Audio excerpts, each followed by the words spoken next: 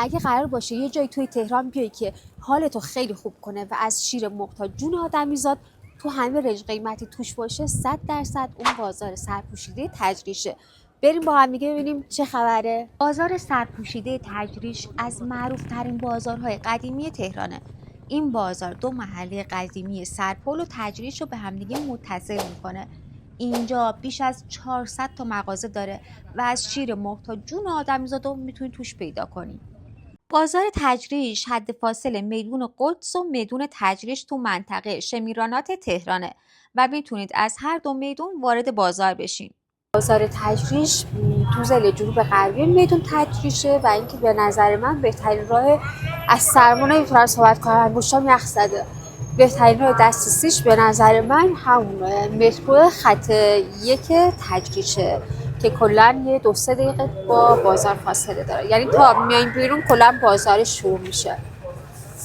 خیلی سردمه، انگشتم رو نمیتونم تکون بدم. اینجا همه روز از ساعت 9 صبح تا ساعت 10 شب بازه و اینکه حتی روزهای تعطیل هم اینجا بازه، میتونید بیایید و دیدن کنید و خرید کنید، زیارت کنید. اینجا هر چی هست، هر چیزی که بخواین هست. خب بچه ها، ما اول از امامزاده ساله شروع میکنیم. صدا منو که گرفته. آقای نگاه اینا رو. الان دیگه نزدیک عیده و حالا هوای عید. بازار تجریش هست دیگه. بریم امامزاده ساله. قشنگ حال و هوای عید، فقط یه خورده سرده دیگه. من عاشق دست فروش هم اصلا، حال و هوای خوبی دیگه. این هم امامزاده ساله.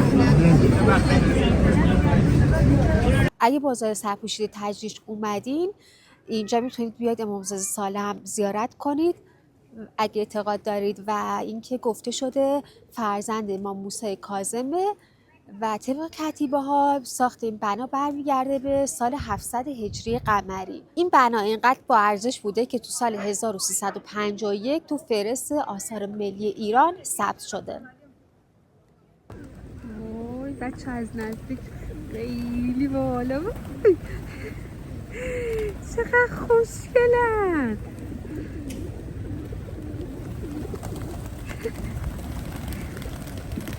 نگاه وزه چی کار میکنه.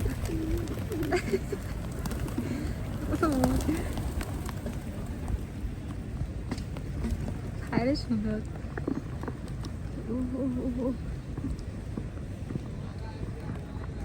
قدمت بازار تجریش 70 سال تخمین زده شده، هرچند که کسبه قدیمی میگن که این بازار بالغ بر 150 سال قدمت داره، ولی سازه‌هایی مثل تکیه معروف بازار تجریش با 220 سال قدمت نشون میده که اینجا خیلی قدیمی تر از اون چیزیه که گفته میشه. تو انتهای بازار تجریش یه محوطه بزرگی به عنوان میدون میوه و تره‌بار وجود داره که بهش میگن تکیه بزرگ. در اصل تکیه بزرگ تجریش شامل تکیه بالا و پایینه که حدود 220 سال قبل تو دوره قاجار ساخته شده و از قدیمی ترین تکیه های تهران حساب میشه. این محله قبلا به این شکل نبوده و اکثرا از باغ‌ها و خونه‌های ییلاقی بزرگ و روستاها تشکیل میشد. بعد از اینکه رضاشاه دربند و واسه ییلاق خودش انتخاب کرد، تجریش رونق گرفت و جاده قدیم شمیران تا میدون تجریش ساخته میشه. حدود 50 سال قبل کل بازار روباز بود. واسه همین بازار تجریش تو فصل‌های سرد سال با بارش برف تعطیل میشد. در نتیجه کسبه بازار تصمیم به ساخت سقف چوبی واسه بازار گرفتن. سقف‌های آهنی و یک پارچه تو سال 1352 جایگزین سقف‌های چوبی شدن که تا همین چند وقت پیش هم بودن. در نهایت سازمان میراث و فرهنگی و گردشگری طی مرمت بازار شکل و نمای سنتی بهش داد و بازار رو به این شکلی که الان داریم می‌بینین در آورد.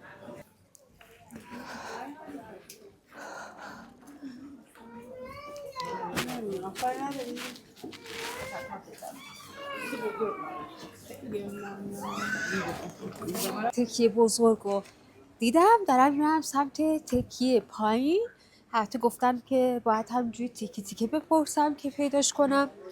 یکم هم خلوته دیگه، بریم ببینیم چجوریه، چه خبره. بذار از این ورم بهتون نشون بدم. خب بچه ها رسیدیم تکیه پایین که قبلا اینجا مراسم عزاداری امام حسین برگزار می شده، ولی الان خیلی دیگه مثل قدیما نیست. من اینکه قدیمیای این محل بیان اینجا و موقع محرم و سفر یه سری مراسم رو برگزار کنن. روستاییان تجریش تو اوایل قرن 12 تصمیم گرفتن ساختمونایی واسه عزاداری عاشورا بسازن. مردم این منطقه تا پیش از این واسه عزاداری تو مسجد جمع شدن یا اینکه تو خونه‌های خودشون از عزاداران پذیرایی می‌کردن. با افزایش جمعیت چون نمیتونستن پاسخگوی افرادی بیشتری باشن، واسه همین به فکر ساختن تکیه افتادن. سلام پیشی خوشگل، خوبی؟ خستم هست جانم قشنگم. اهمیت و ارزش تکیه تجریش به حدی که تو سال 1383 تو فهرست آثار ملی به ثبت رسیده. سلام آقا، لبون میخوام. چقدر چجوریه؟ یه نفره. نه یه نفره. فیلم میگیرم ایراد نداره؟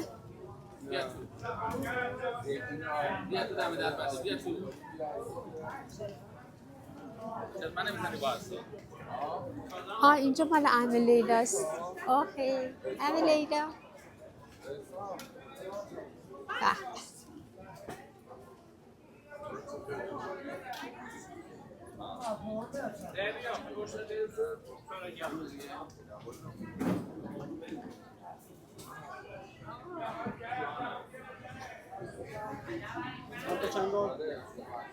بذار همون یه دونه، یه نفر. مرسی مرسی ممنون.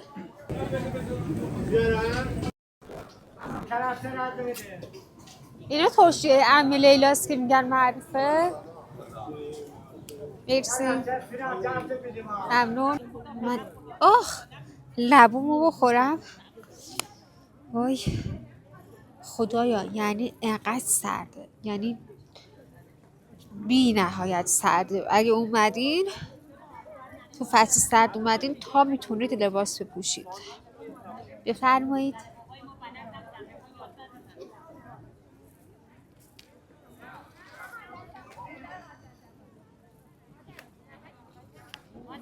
آخه جیگرم حال اومد. یه خانمی داره میگه فال میگیره، برم فالمو بگیره. من اعتقاد ندارم و همینجوری میرم.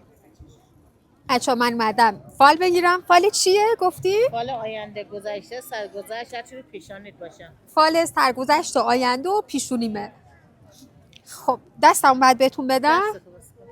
وایسی. خب این اسمم آزاده است. ماشاءالله خانم آزاده، تو قولت بلنده، آزاده لبت میخنده، تو اخبون نیستی.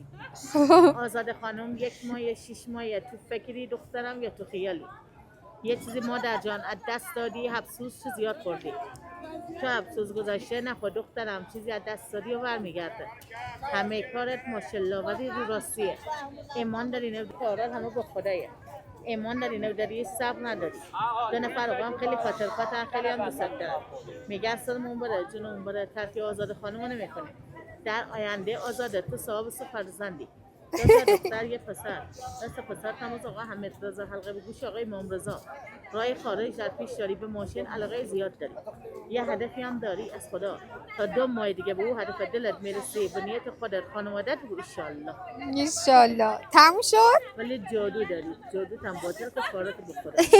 جادو چی دارم یعنی؟ 1 ماه تو چشمت داری. چی یه مادر دختر جادو می‌کردن؟ جادو کردن، جادو خب باطل که کارت با خدا کن. یه جو مهره بخر بس همیشه هم باشه. مهره مارم بعد بگیرم. باش. چقدر شد گفتیم؟ حالا تو خودت دوست داری پولی مرغ هم بابا.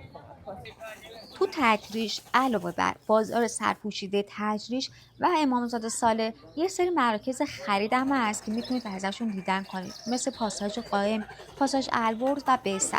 بچه قیمت‌های اینجا واقعا خیلی مناسبه. حالا کاری ندارم به کیفیتش، کیفیتشون هم خیلی بد نیست، خوبه. و اینکه حالا جاهای گرونش هم میبرم بهتون نشون میدم. من که عاشق این دست فروشام، مخصوصا اینکه دم عید خیلی باحاله. خب اینجا هم بازار بزرگ قائمه، بریم تو ببینیم چه چیزایی داره. البته قیمتاش به نسبت بازار سرپوشیده یه کوچولو بیشتره. بریم تو. اینجا بازار طلا فروشی هم داره، اگه خواستید که میتونید اینجا طلا خرید کنید. گفتم که اینجا همه چی هست، از شیر و مرغ تا جون آدمیزاد. ساعت داره، وسیله سنتی داره، تسبیح داره، خوراکی، ادویه، غذاهای خوشمزه. 2 طبقه اولشون طلا فروشی بود، اجازه ندادن که فیلم بگیرم. میریم بالا که برسیم به لباس فروشی و اینجوری. این مغازه خیلی چیزای باحالی داره، من عاشق اینا شدم، خیلی خوشگلن. گفتم بهتون نشون بدم. تو پاساژ قائمه یه فروشنده خیلی مهربونم داره. وای اینا رو نگاه چقدر خوشگله، بی‌نظیره. من یه چیزی گرفتم بهتون نشون بدم. من یه دونه از اینا گرفتم، اینو گرفتم، یه کوچولو فرق داره ولی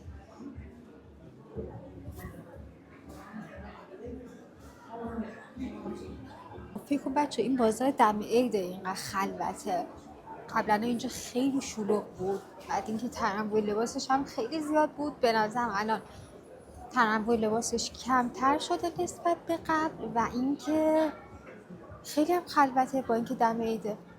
چقدر چیزای این مغازه خوشگله.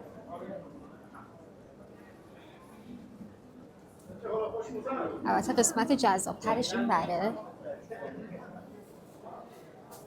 اون گردنی ها، اون توقاست که اون پشته، ولی بسته است، نمیتونیم بریم تو.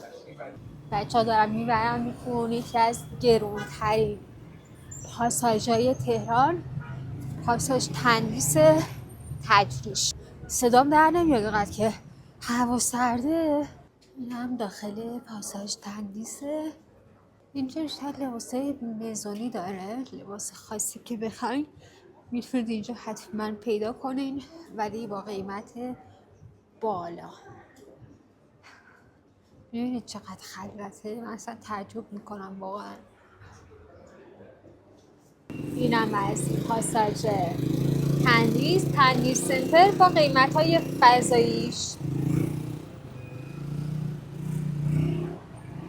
یه سری جاهای دیدنی هم اطراف بازار تجریش هست که دیدنشون خالی از لطف نیست، مثل باغ فردوس، دربند، کاخ سعدآباد و کاخ نیاوران. ممنون دوستای خوبم که تا آخرین ویدیو با من همراه بودین. حتما بهم بگید که دوست دارید ولاگ بعدی کجا برم و اگه این ویدیو رو دوست داشتی حتما یادت نره که لایک کنی و واسه دوستاتم بفرستید. دوستتون دارم خیلی زیاد، به چشمتونم خیلی.